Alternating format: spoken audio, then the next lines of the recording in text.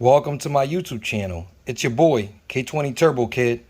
So I'm over here at the vehicle and I figured to show you guys exactly the tools that I use to perform the oil change as well as the steps that I take. So guys, the first important thing is going to be safety. So I figured to show you exactly where I lift the vehicle from, exactly where I place the jack stands. So on most Hondas, you have your lifting points in the front and in the rear. So we're over here at the driver's front, and this is exactly where you're going to want to lift the vehicle from, right here, right from this steel point. So that's the strongest point on the vehicle, and you don't want to lift it further forward or further back because that metal will bend. So let me go ahead and show you guys the same lifting point, but on the rear part of the vehicle. So here we are, right in front of this back tire, and then that's the lifting point right there. So guys, that's where you were lifted from. And let me go ahead and show you exactly what you will need to get this car raised in the air. So you could go ahead and get it done with your regular jack and your regular jack stands, right? But I'm gonna go ahead and get this done with my quick jacks. So I'm not gonna lie, they do take a while for you to set them up as far as running the hydraulic lines, you know, placing the quick jacks in place, connecting the motor and whatever have you. But once they're in place, you know, the car will lift up in a matter of seconds, and then to lower it back down, it'll come down in a matter of seconds. So that's, you know, that's one of them there. This is the other one there. But those I go ahead and I'll put them off camera. But basically those rubber blocks right there, that's one, and then that's the other one. So those rubber blocks go on the lifting points at the bottom of the vehicle. All right, and these quick jacks do have a safety just to make sure that the quick jack is not going to lower itself down, you know, and the vehicle's not going to fall back down. It's shown right there on the right.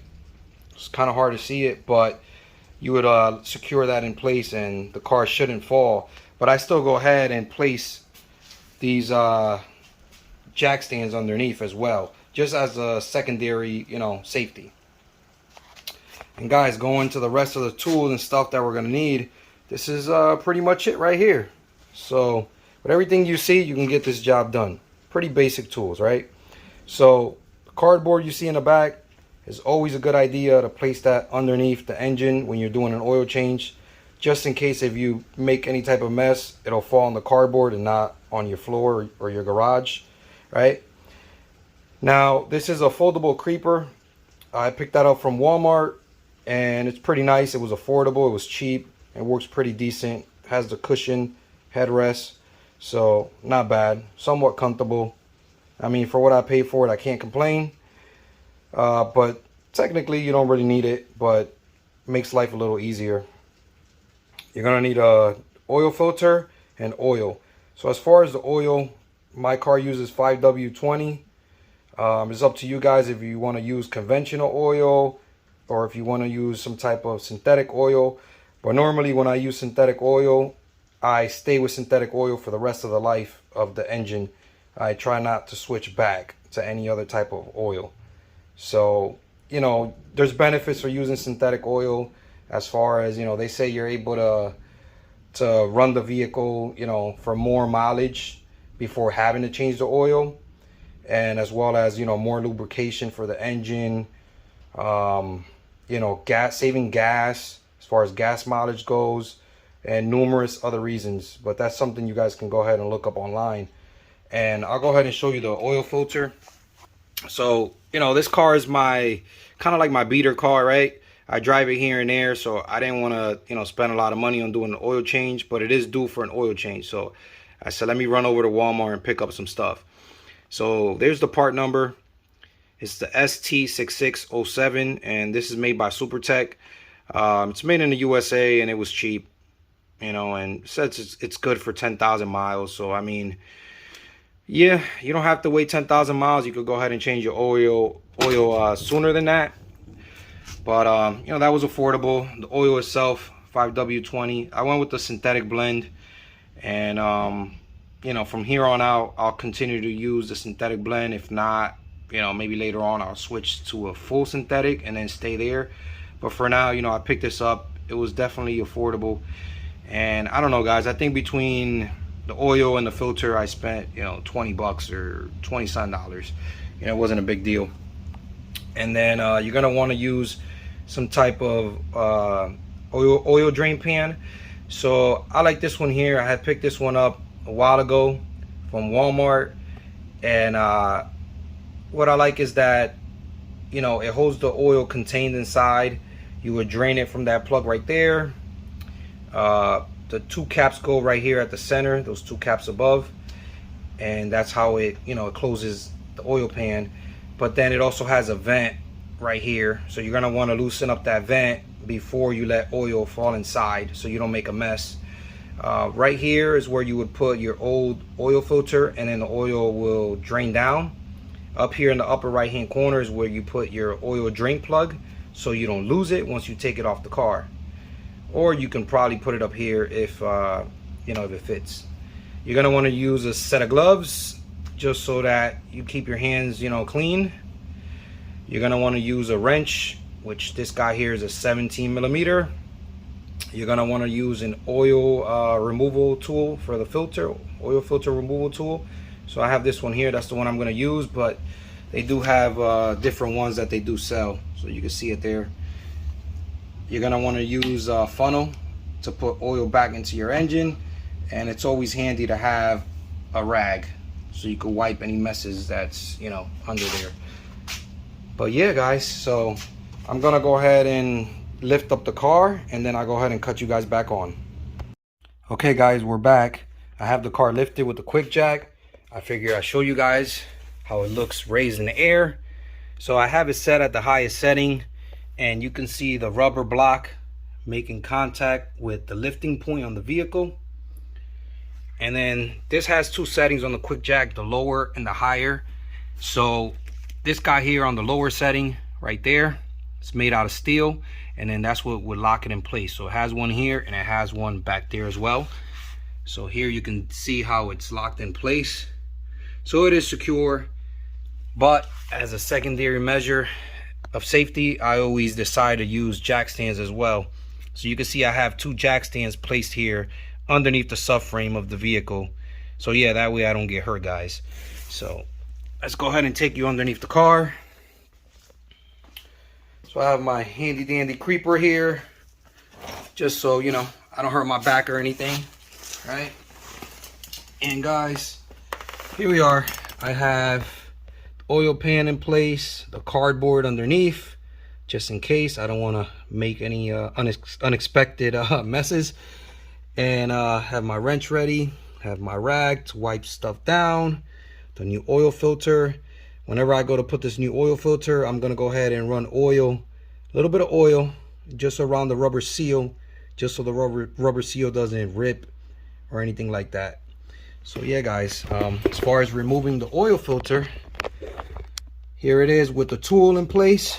So this tool, you can use it to remove a filter or to also install the filter. So right now I have it set to remove. You would go this way and it would come off. If I flip the tool around and go the other way, I apologize, guys, I'm trying to do this by myself, but if I flip it the other way, you know, it would tighten it like that.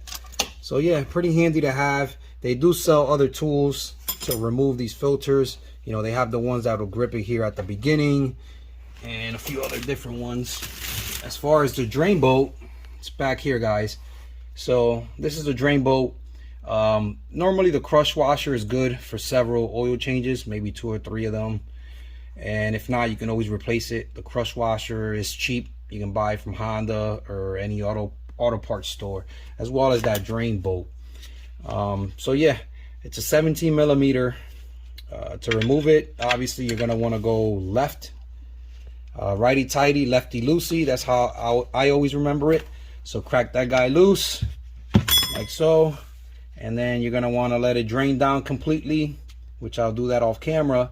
But then to replace it, as long as the crush washer is good, or you replace it, right, you'll put it back on, you tighten it down. I usually just snug it down by hand, just enough where I know it's not gonna back out.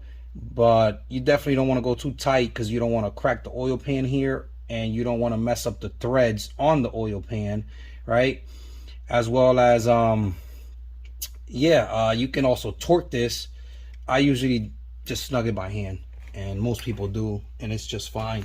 All right, guys, we're gonna go ahead and switch on over to the engine bay so I could go ahead and show you what needs to get done up here. So guys, I already have the funnel set here for when I'm ready to add oil. So this is the oil cap. Same thing, righty tighty, lefty loosey to remove. So you're gonna want to go left. Right on the oil cap, it shows you the oil that your motor uses. In this case, it's SAE 5W20, which is exactly what we're gonna place in there.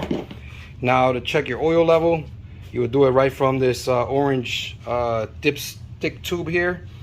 And quick thing to note is that this dipstick tube uses 2 O-rings just so it could seal around the outer part of the dipstick tube, right? That metal part, so it doesn't leak out or anything like that. I have 1 O-ring. I am missing 1, but even with 1, it's okay. It's not gonna come off, you know, when the engine builds pressure.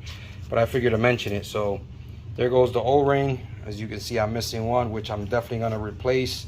I actually have more, so I'll go ahead and add 1 to it, which, you know, you could pick up one of those universal kits at Harbor Freight. But as you guys can see, that second dot, the one on top, is your full mark. The one on the bottom means that it's low. That's your low level mark. So you're gonna want to be at the second dot, the one on top, when you're filling it up. That's exactly where you want to stop. You don't want to go past that, you know, and put too much oil, because you can also mess up your engine by doing so. So it needs to be just right at the top, and you're good to go with that. And what I like to do is, which everybody should be doing, is when you're checking the oil level, once you're ready to add oil and you're pretty much almost finished, make sure the car's on the ground on a flat surface, right? That way you know that the engine is actually leveled, and you get exactly the correct amount of oil that the engine needs to have, right? So in this case, I looked it up online. This engine uses 3.8 quarts of oil. That's when you're changing out the oil completely, draining it out and refilling it, and also changing out the oil filter. So it's 3.8. So I'm gonna go ahead and drain out the oil now, change out the oil filter, put the car back on the ground, and I'll go ahead and add oil to it, and then I'll go ahead and show you guys how to reset the light, the maintenance oil light inside the vehicle. Okay, guys? All right, guys, I'm gonna go ahead and show you how to reset the oil maintenance light for a 2006 to 2008 Honda Fit. It's pretty simple to do as long as you follow these steps. So the first step is to put the key in the on position. The first spot here is the off position. The second spot there is the accessory position, but you're gonna want to place this on the third position, which is called the on position, right before starting the vehicle. But do not start the car, keep the car off. Now, this is what you're gonna want to see. It's the instrument panel illuminated. Now we're gonna focus to the furthest gauge on the right side, this one here.